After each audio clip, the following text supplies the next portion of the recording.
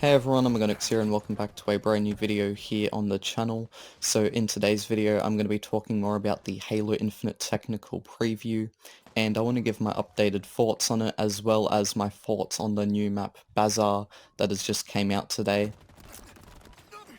So first off, let's talk about the new map. So Bazaar is like this sort of sandy map. It has more of a Halo 2 like vibe. Think more Metropolis or outskirts than missions from Halo 2. That's the sort of vibe it gives off. Here's some gameplay of it here. Honestly, it is a pretty cool map and I have gotten a bit used to it. I've only played a couple matches in it since a lot of my last couple matches I've played have all been in Recharge and Live Fire. For some reason, Bazaar's just a rare map to play on. I guess because there's free maps now, you know, there's just less of a chance of playing on each one of them maps, right? But I just find myself playing a lot more on Live Fire and Recharge still, just because, you know, they're the maps that are for some reason always chosen. And yeah, Bazaar's just a bit of a rarer map, but it is a really good map to play on. Also, I actually tried out the grappling hook for the first time, and hopefully I have footage of that I can show here. If I don't, I'm sorry. But I tried out the grappling hook. It's like a sort of power-up ability that you can pick up, and you can use it for like a few minutes or something. You have like a certain amount of uses on it, I think. And that's pretty cool to use and get around the map and stuff. You can really use it to have an advantage on the enemy as well. You could like grapple yourself into the enemy and just melee them, knock them right back. And yeah, speaking of like grappling hooks and stuff like that, I want to talk about the Halo Infinite playstyle. Now, when it comes to Halo Infinite, there's not just one particular playstyle when it comes to the multiplayer, you know, it's not just a fast-paced shooter, you know what I mean? Like, it can be fast-paced if you want it to be, but you can also play very classically. And I've been playing classically myself recently, since I just found out on Twitter that apparently sprinting doesn't really have that much of like a use anymore when it comes to moving faster around the map. It's mainly just used for sliding and stuff, and sprinting is a lot more balanced now, to say the least, basically. And honestly, I really do like how 343 have implemented sprint, so it's not just a thing that you need to do to get around the map, you know what I mean? And instead, if you're just a classic Halo player, you can just run around the map normally without having to sprint, and you can just play classically, you know, like all sorts of combat styles are present in Halo Infinite. I've played a variety of different ways. If you've seen some of my earlier footage I've posted in my last couple of videos that I've made regarding the Halo Infinite technical preview, you've probably noticed me sprinting around quite a lot, and that's because, you know, at first I was thinking Halo Infinite was just another fast-paced game, sort of like Halo 5 with some Halo Reach mixed into it, but now I've seen that it's got a bit of every Halo game mixed into it, because any play style is available to play here, you know, like if you want to play classically, you can play classically.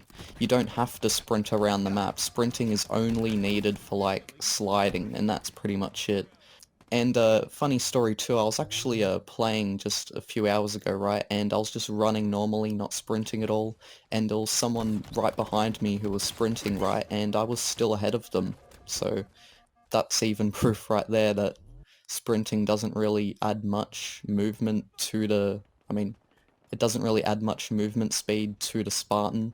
In fact, all it really does is, yeah, it just allows you to slide. So honestly, yeah, I've had a lot of fun with Halo Infinite. Its graphics are great. I really like the art style of it. I've already mentioned that in my last one and the one before, but honestly, the graphics and art style of Halo Infinite are just so good. And yeah, so honestly, I've had a lot of fun with it, and the assault rifle has quickly also become my favorite weapon in the game as well.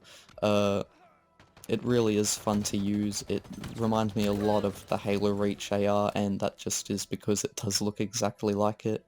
In fact, I think it is the, like, same weapon as the one from Halo Reach, like it's the exact same AR. But yeah, it's really fun to use. The cool thing about it too is, you know how I was mentioning how you can play more classically? Well, you don't really have to aim with the AR to have good aim with it, I've found. You know, you can just spray and pray and, you know, it'll be alright. I found with like Halo 5 for example, if you want to have good aim, right, you kind of do need to like zoom in and aim, but with this you don't really need to. It's just, you know, your bullets sort of go where you want them to go, if you know what I mean. The AR's a really good weapon to use when it comes to that. Also, I really like the Needler as well. The Needler is a really good weapon. It's one of them weapons that's good for upping kills when you need to up your kills. I don't really like the Pulse Carbine too much. The Pulse Carbine is sort of a useless weapon. The projectiles from it just don't go where you want them to go. They're sort of sluggish. But yeah, very sluggish gun. Don't really like the Pulse Carbine too much. So yeah, the only weapon that I haven't tried out actually is the rocket launcher, the Spanker rocket launcher. That's the only one I haven't tried out. I have tried out the Bulldog shotgun.